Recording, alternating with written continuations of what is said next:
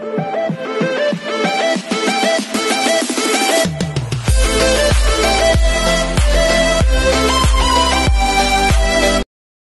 this is KJ Vlogs, a Filipino reactor based here in Kilab, Saudi Arabia, and welcome back to my channel. Agad-agad, gawa natin, nakapagtalak na tayo ha. Tama na yung talak natin for today's video ha.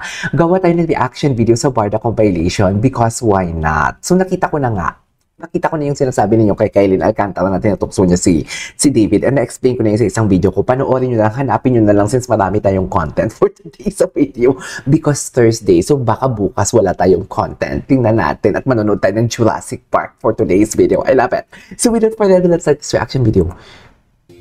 Wala side sa lahat. Alam mo ito BND din sila, Bianca, Dustin, and Barbie and David. Parehas talaga. Si Dustin talaga, ay, nagsalita si Jack. Si Dustin talaga, this is 2023. This is a very long time ago. No. Respeto na lang kay Jack. Ay, hindi ko alam na nagka-partner pala si Barbie and Rob Gomez. Ang sarap din ito ni Rob Gomez. Si Charles, hindi ko alam. Nagka-partner, may trabaho pala sila together. Ang ganda talaga ni Barbie, no? In fairness kay Barbie, timeless. Hindi talaga siya tumatanda. Wait lang, nagpaiksi na din pala ng buhok before si Barbie? Team Robbie ang tawag sa kanila. Ay, what is this? Tapos? And saw Barbie Forteza shooting for Polangara. Ay, sino yung lalaki? Okay. So pretty indeed. Ganda ni Barbie. Ay, chika minute. Ano ang chika minute? Mabilis na chikaan tayo para updated sa showbiz. Ay, ito ata yung about kay Jameson. Ito yung about kay Jameson.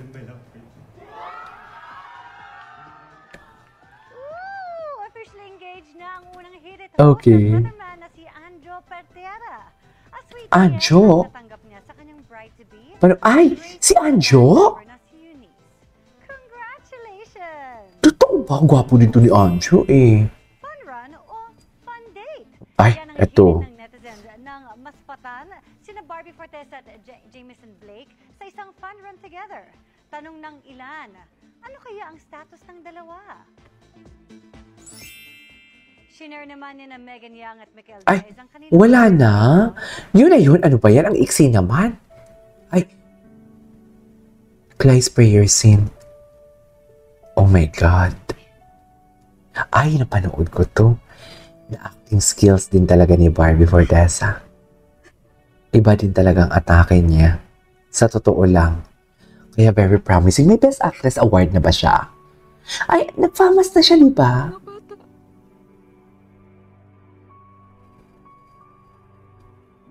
Grabe din to.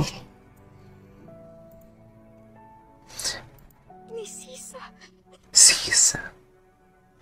Ito yung Sisa scene. Wait lang, itiload lang natin to. Dahil kung oo, ay grabe ka naman. Grabe. Nakakamiss yung pulang araw. Bakit mo inahayaang mangyari yun?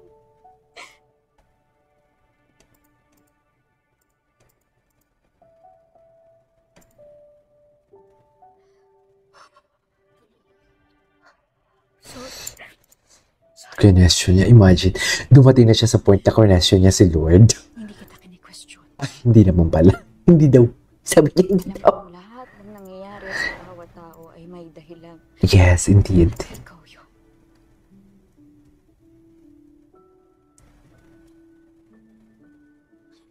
Pero pwede ba? Yung mga nagpapakilalang sugo mo dito, sabihan mo naman. They're giving you a very bad name. Grabe. Baka magigil sila. Ang galing niya dito.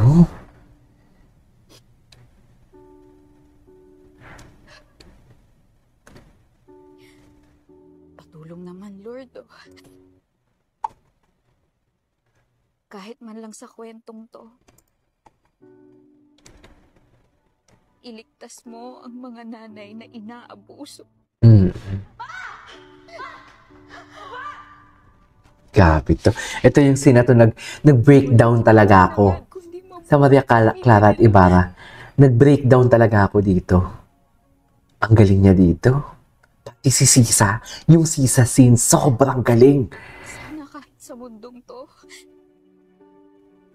mabigyan mo ng happy ending yung mga anak na nagsusumikap. Grabe, no? Pagod. Para lang makatulong sa pamilya nila. Indeed. Anyways, what's next? Ay, Joshua Garcia. Buti hindi na ito na-issue si Joshua kay Barbie. Charis. Buti hindi ito na-issue.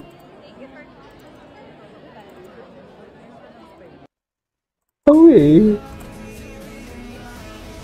Ay, loko. Loko.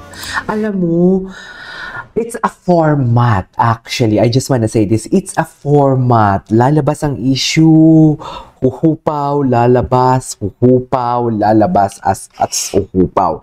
Para sa mga Barda fans dyan, ito lang yung a piece of advice ko sa inyo. Follow your guts. Yan yung sinasabi ko sa inyo. Follow your guts. At the end of the day, they are just Barda.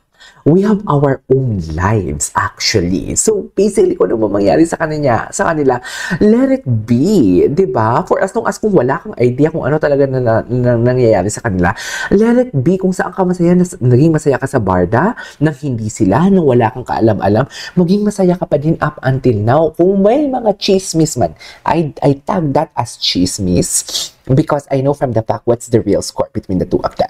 Okay, but I didn't spill anything because kung magsispill man ako, sisiguraduhin kung meron akong ebidensya. Pero ayoko mag-spill kahit may mga basta ayokong mag-spill because that is not my story to tell. Okay? That is not my story to tell na mag-spill ng kanilang kung ano man ang ganap sa kanilang personal lives. Bakit? Sino ba ako? Bakit ko pa sila papakialaman? Bakit ko sila i-expose? Yun yung tanong ko sa mga sa chismosang vlogger dyan, bakit ka nang i-expose? Kung ano man, i-expose mo, hindi naman totoo for today's video, hindi ka makapakita ng ano mo, ng, what do you call this, how do I say this? Hindi ka makapakita ng pruweba mo for today's video. Kung hindi mo kaya magpakita ng pruweba, huwag ka mag-expose kasi ako hindi ko kaya magpakita ng pruweba. Hindi ko kaya magpakita ng pruweba, hindi dahil wala akong pruweba. It's that because that is not my story to tell. Okay? Because I'm an educated person. I'm not saying that you're uneducated. I'm not saying. Hindi ko sinasabi yon, but alam mo na yon. Okay? Alam mo na yon. Right? Anyways, what's next? Ito hindi to totoo ha, na nag-flying kiss si Barbie kay David. Hindi naman sa camera siya nag-flying kiss. Huwag tayong chika. Charis. Huwag kayong chika. Tsaka wait lang, about pala dun sa kahapon na maraming nagkukwento na si ano ang may hawak ng account niya and everything. Actually, sa mga artista kasi, sa mga social media, sa mga social media, what do you call it? Ang ganda ng buko today. Sa mga social media ganap nila and posting nila. Ang nag-uutos din naman kasi yan is the person itself na may-ari ng social media. Or kung hindi man yan iuutos, ipapaalam yan ahead of time, ito yung posting natin. Ganon. Kasi I have many friends din naman kasi, for example, John Fideliaga, tapos ang kanyang handler, kilala ko ang mga handler, ang humahawak ng ang kanyang social media influencer, kilala si John Fideliaga, that's my best friend. Yung sa Drag Philippines and yung nag-o-omegle na YouTuber. So, for example, pinapaalam sa kanya ng best friend, barkada ko din ang kanyang social media manager. Pinapaalam niyan, ito ang posting natin, ganitong oras. Ganyan yan. So, basically, kung maaga man ang posting ni kung sino man ang mahawak ng social media ni David, kasama pa din yan doon si David. Kasi, it's either pinaalam sa kanya or siya ang nagsabi na ganitong oras ang posting and everything. Diba? Anyways, so yeah, that is all for today's video. This is KJ Vlogs and see you in my next vlog. Bye!